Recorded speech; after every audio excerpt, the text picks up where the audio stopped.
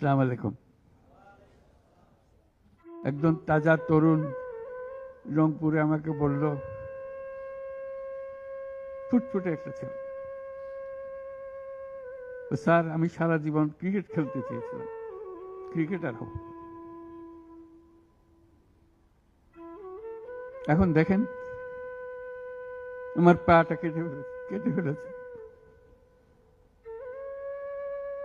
ওই পা রাখার উপায় ছিল না।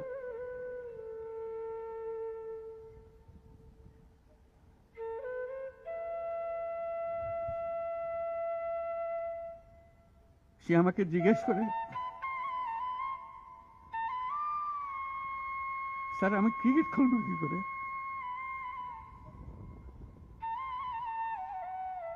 ক্রিকেট তার মাথার থেকে যাচ্ছে না, পা নাই।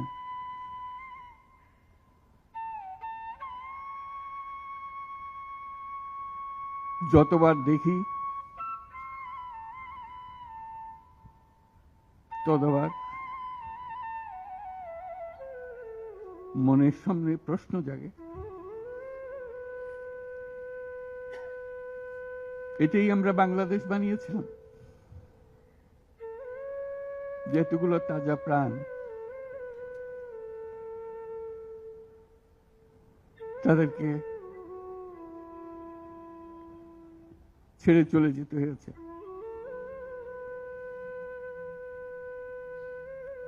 আমরা যারা এখানে আজকে বসে কথা বলছি, তাদের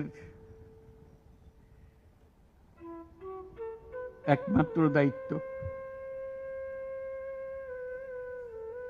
তাদের যে ত্যাগ, যে জীবনের বিনিময়ে তারা আমাদেরকে আজকে এখানে বসার সুযোগ দিয়েছে।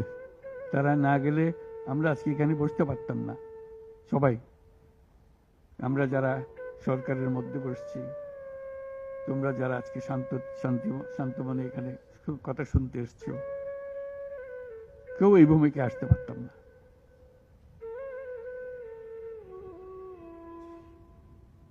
কালকে একটা হাসপাতালে গেলাম, আবার সেই দৃশ্য,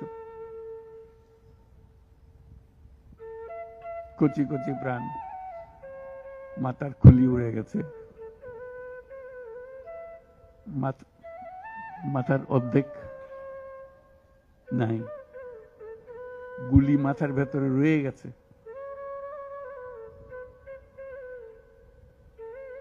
একজন, একটা রংপুরের হাসপাতালের দৃশ্য, একটা এক্স-রে দেখালো,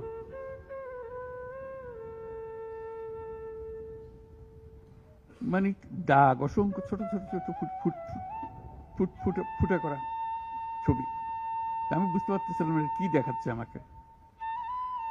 আমি জিজ্ঞেস করলাম এটা কি? যেগুলো গুলি তার শরীরে এখনো রয়ে গেছে, সে বেঁচে আছে, রাবার ব্লাড।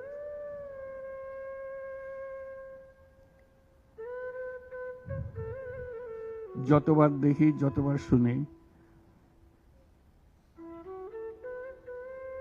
আবার নতুন করে প্রতিজ্ঞা করতে হয় যে স্বপ্নের জন্য যারা প্রাণ দিয়েছে, সেই স্বপ্নকে আমরা বাস্তবায়ন করবই। এটার থেকে আমাদের বেরিয়ে যাবার কোনো উপায় নেই। আমাদের যোগ্যতা না থাকতে পারে, আমাদের ক্ষমতা না থাকতে পারে, কিন্তু আমাদের প্রতিজ্ঞা রইল আমরা এটা করব।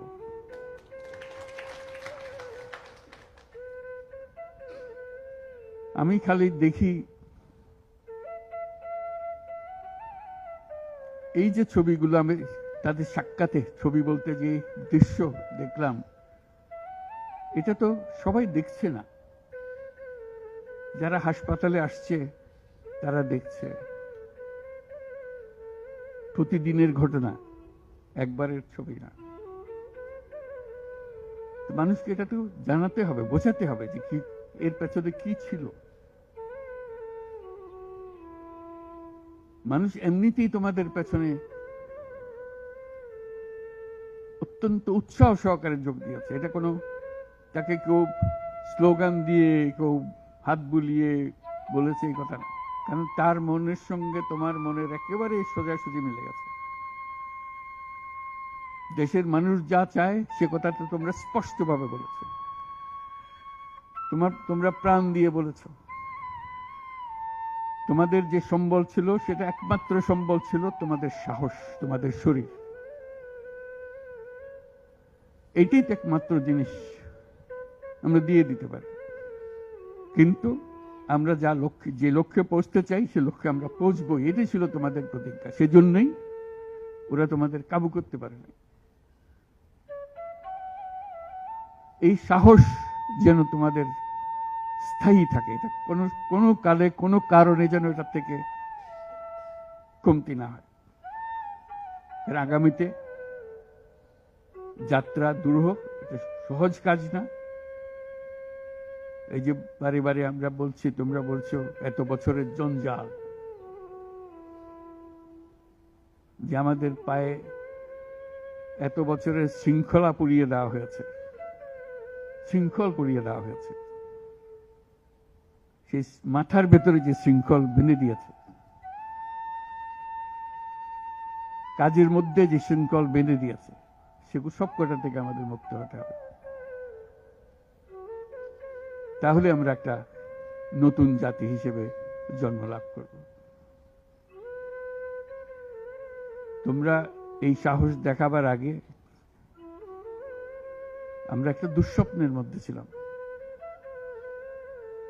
যেটার কোনো সমাপ্তি নেই। এই দুঃস্বপ্ন কঠোরতর হয়েছে।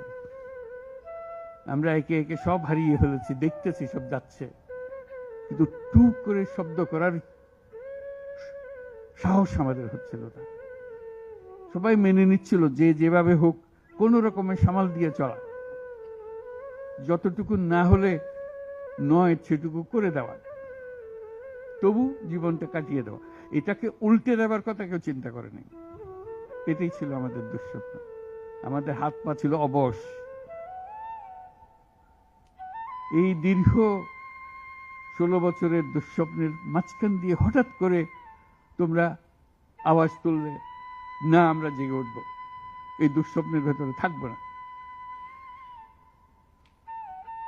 যে সাহস তোমরা দেখালে, যে ত্যাগ তোমরা করলে, হঠাৎ জাতি দুঃস্বপ্ন থেকে জেগে গেল। দেখে আরে সব তো আমাদের হাতের বাইরে চলে গিয়েছিল, আমাদের চিন্তার বাইরে চলে গিয়েছিল, এখন আমরা আবার সোজা হয়ে দাঁড়াবো। এই দুঃস্বপ্ন ভেঙে দেওয়ার যে সাহস তোমরা দেখিয়েছ, তার জন্য সারা জাতি তোমাদের কাছে কৃতজ্ঞ। আমাদের চেষ্টা হলো সে জেগে ওঠা জাতিকে নতুন স্বপ্নের দিকে নিয়ে যাও, যে স্বপ্ন তোমরা দেখিয়েছ।